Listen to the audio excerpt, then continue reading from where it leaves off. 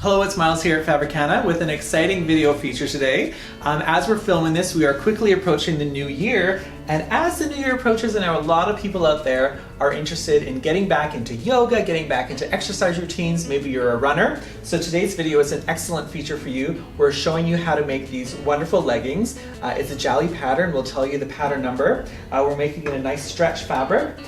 We will show you tons of features. There's a little hidden pocket in the back, which is really fun. So continue to follow along. I hope you enjoyed this video and that you'll follow us on Facebook and Instagram and subscribe to our YouTube channel.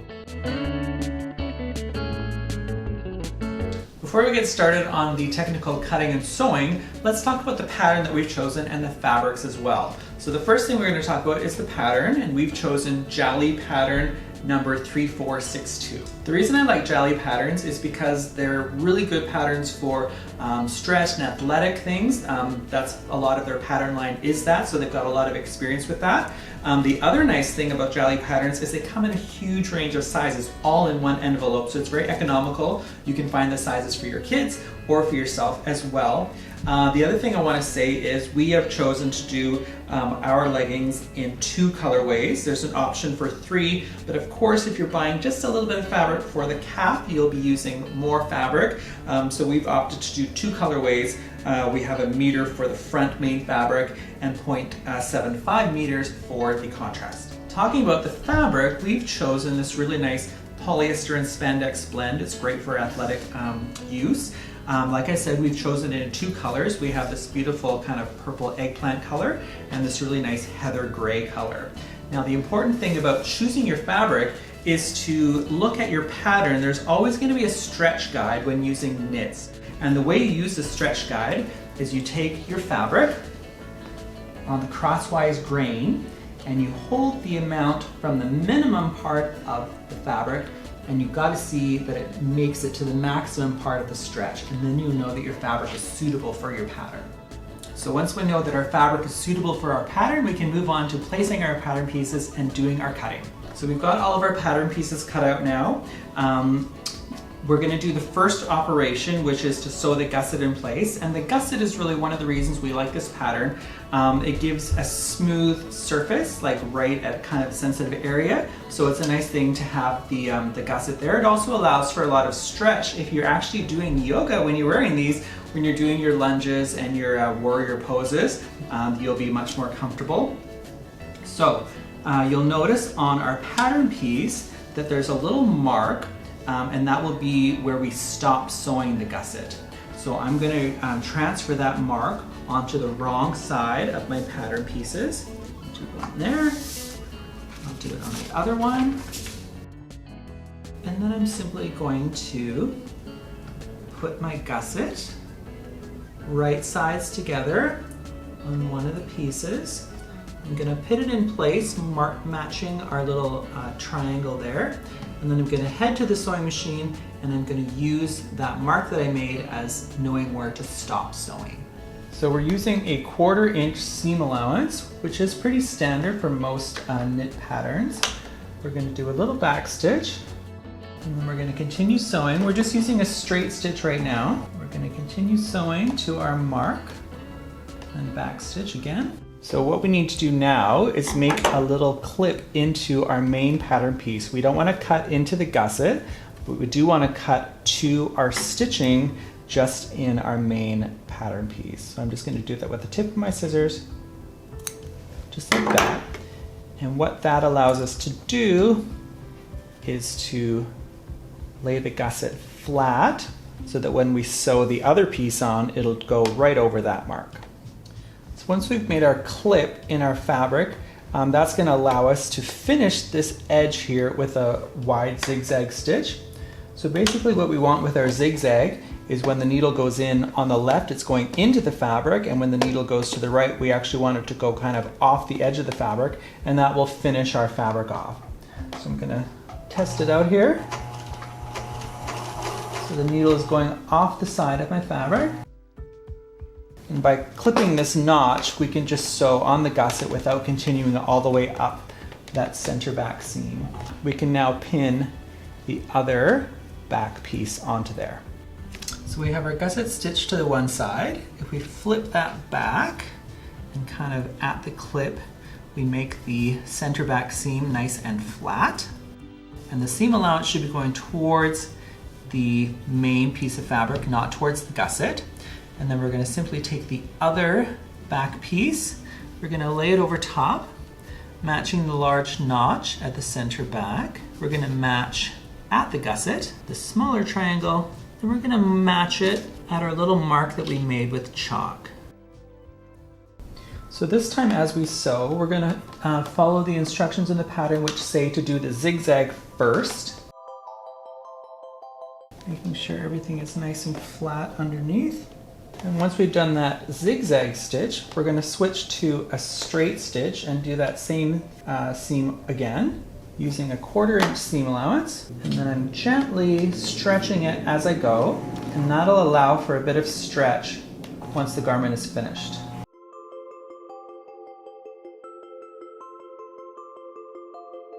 And there we have our center back seam. So if we open up the gusset, it's nice and stretchy, nice. We need to do a close edge stitch by the seam. So notice the seam allowances are going away from the gusset on both sides. So we're going to make sure the seam allowances are pressed that way. And using a straight stitch, again, giving a little bit of stretch, because if we don't stretch it, the stitches can break. So I'm going to continue stitching right up to where the seam joins. I'm going to put my needle in my work, raise my presser foot, pivot, again keeping my seam allowance going away from the gusset, putting the presser foot back down, and continue stitching. So once we've done that, you can see that the gusset will lay nice and flat, and our seam allowances are now secured to the fabric so they won't go anywhere. So the next operation we're going to work on is our little back pocket. It's super handy. Maybe you're going to put your cell phone in there.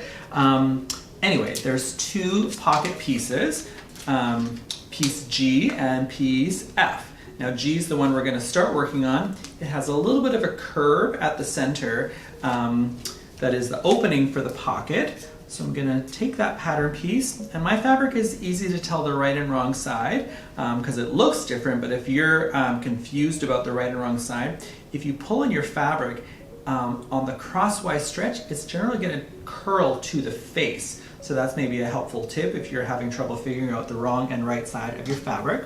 So I'm taking my 3/8 inch elastic and I'm pinning it to the wrong side of my fabric at one end of the curve. And then I'm going to take this to the sewing machine. So using a zigzag stitch so that we've got maximum stretch, we're going to place our work under presser foot. I'm going to start the seam, and I just have to make sure as I go that the work is following the edge of the elastic. Just kind of pivoting the work, make sure those edges are even. And then we're going to use the edge of the elastic as a guide to fold it back again towards the wrong side of our fabric. I'm actually going to just hold on to the elastic because we want this to lay flat as we sew. Now this time we want to stitch close to that edge again. So we're going to move the work a little bit to the right of where the needle was before.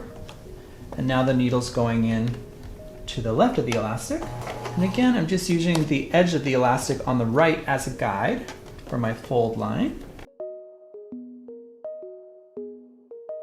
And then all we need to do is from the right side, I'm going to trim away the excess elastic. I'm going to do the same thing on the other side, and I'll trim my thread at the same time. So that is step 1 of the pocket. So we've completed step 1 of our pocket. Now for step 2, we need the other pattern piece, F. Now this piece was straight across the top because there was no elastic. So I've taken this pattern piece, and that's basically the back of our pocket. So if I lay that down face up and lay the other pocket piece down face up, I'm going to match the notches on the side and the bottom. I'm going to pin, and then we're just going to baste those pieces together. So once we have our pocket stitched, front and back. We're ready to stitch that to our outer back panel. So I'm just going to take the pins out of that piece. This is piece B. So the pocket's going to fit between those two pieces. There's kind of one of those squarish notches. So we're going to fold those face together. I'm going to pin at that squarish notch. I'm going to bring that to the sewing machine and sew that bit of the seam, and then I'll do the same thing for the other side. So we have sewn that seam. We did the same procedure as before, where we first zigzagged along the edge and then we used a straight stitch, stretching slightly as we went. So you can see the back is starting to take a little bit of shape. To get some context, this is the waist at the top and then the back of the legs going down. So obviously the legs look very short at this point, and that's because we have a separate piece that is used for the calf. So I'm just taking the pins out of that piece, and that is piece C for the calf. It's in the contrast fabric. So I'm just gonna lay it with the right sides up. There we go. And I'm kind of doing this just to get the idea of how these diagonal seams work. So I've got them laid out. If I flip them back now, my notches line up and I'll be able to stitch across that seam in the same manner that I just sewed the pocket. We're going to zigzag across that raw edge, and then we're going to straight stitch with a 1/4 inch seam allowance, stretching as we go. We have added the calves to the back of our legs. We're missing kind of a big space in the middle, and that is the piece we've already sewn with our gusset. So if we put that in place, it's going to start to look more like the back of a pair of leggings. You notice there's tons of notches for us to match. So I'm going to start on one side. So let's flip it this way. Right sides together. And I'm going to start matching all of my notches with pins. I'm taking very good care at the center back. We don't want our center seam to be off there, and continue down through this curve. Now it is a little bit scary probably sewing a curve, but it's knit fabric, so it gives. So let's just put in all the pins, as many as you think you need, and then I will meet you at the sewing machine. So we're going to use the same technique we did before, where we're going to start with our zigzag, and as the needle goes off on the right, it's going right off the fabric. So we're coming around this curve, so I'm going to kind of go to the next pin, and I'm going to kind of work the curve through nice and easy, keeping my work flat, and keeping those raw edges even. As we get further through the curve, it'll get a little bit easier until we find that it's nice straight lines again. Now when I get to our calf seam, I'm going to have the seam allowance come toward me to keep it nice and flat. So since we had the last calf seam coming towards us, this one has to go away from us so that they're symmetrical.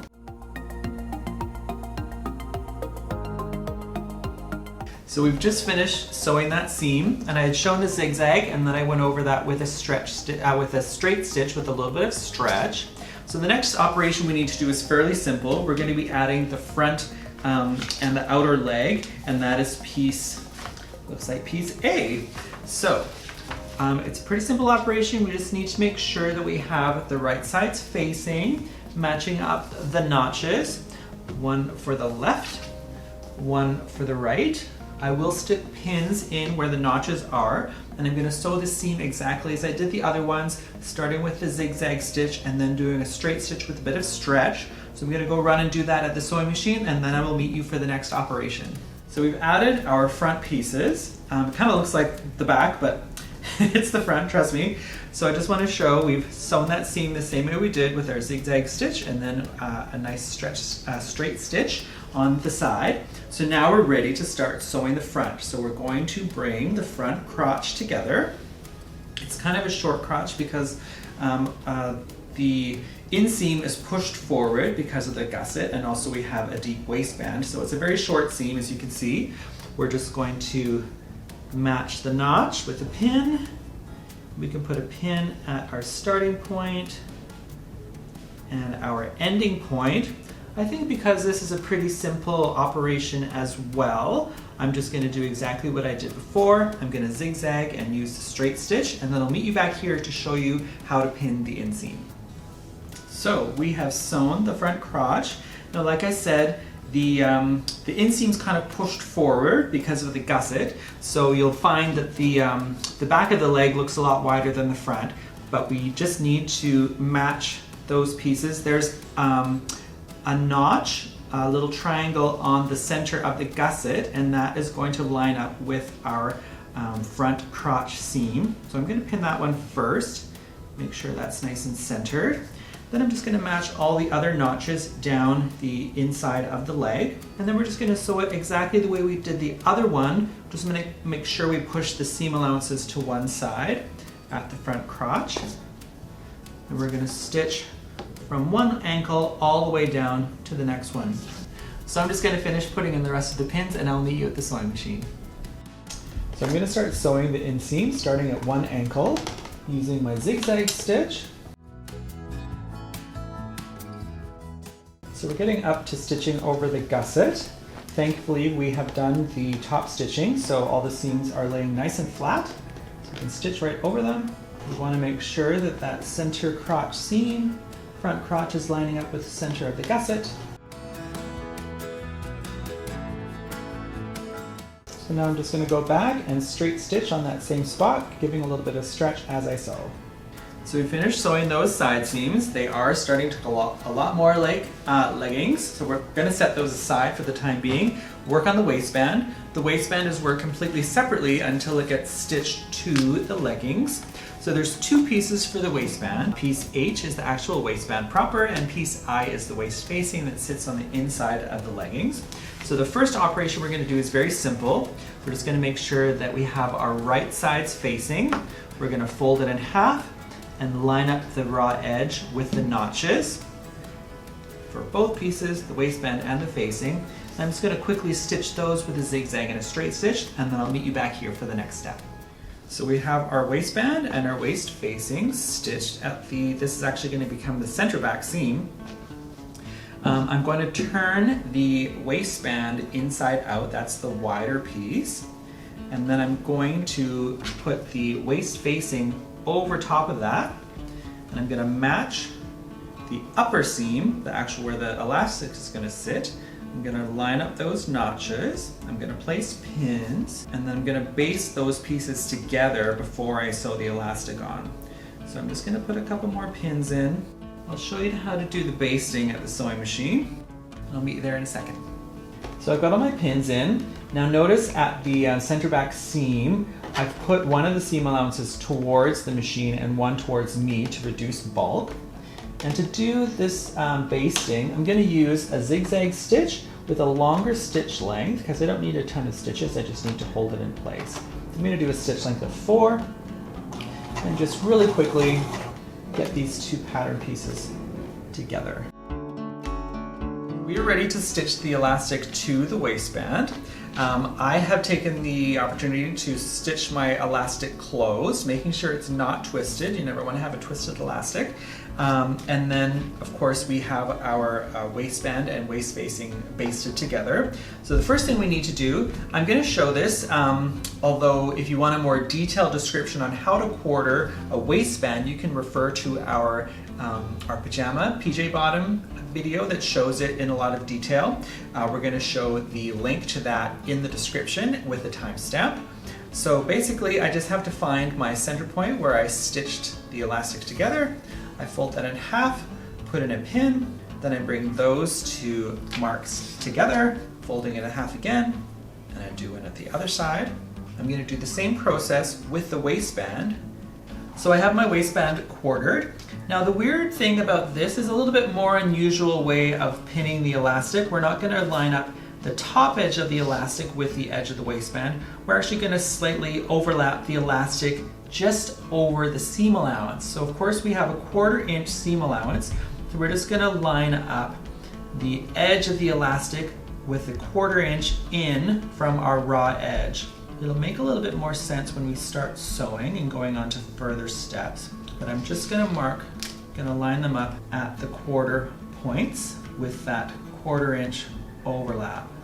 So as I said, we're going to be overlapping the edge of our elastic on the left 1/4 inch into our waistband. So it's pretty much where our zigzag stitches, I don't know if you can see them, but you'll see yours.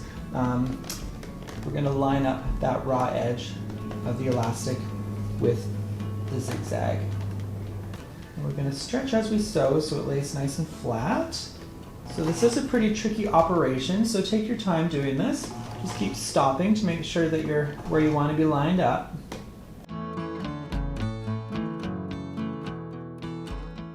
So you may notice that our elastic is a little bit wavy. We cut our elastic a little bit wider, so it'll be a little bit more comfortable sitting lower on the waist. So you may have that issue as well, where the waistband is actually a little bit smaller than your elastic and you get a little bit of waviness. But as long as the elastic is the right size for where it's going to sit on the body, then it'll lay flat. So you don't need to worry about that. So the next step we're going to do is we need to top stitch our facing to the elastic. So the facing is actually the narrower piece. So that is going to fold up and cover the elastic. So the elastic continues to lay flat, and then we're going to zigzag on the facing side through the elastic with a zigzag stitch. So I'm going to do that from our seam. I'm going to line up that seam edge with the edge of my presser foot so that I know that I'm getting through the elastic, because the elastic is 3/8 of an inch. I've already got my machine set for the zigzag. I'm just going to make everything lay flat while I'm sewing. And I'm kind of gently opening up that seam so I know that the seam is completely open.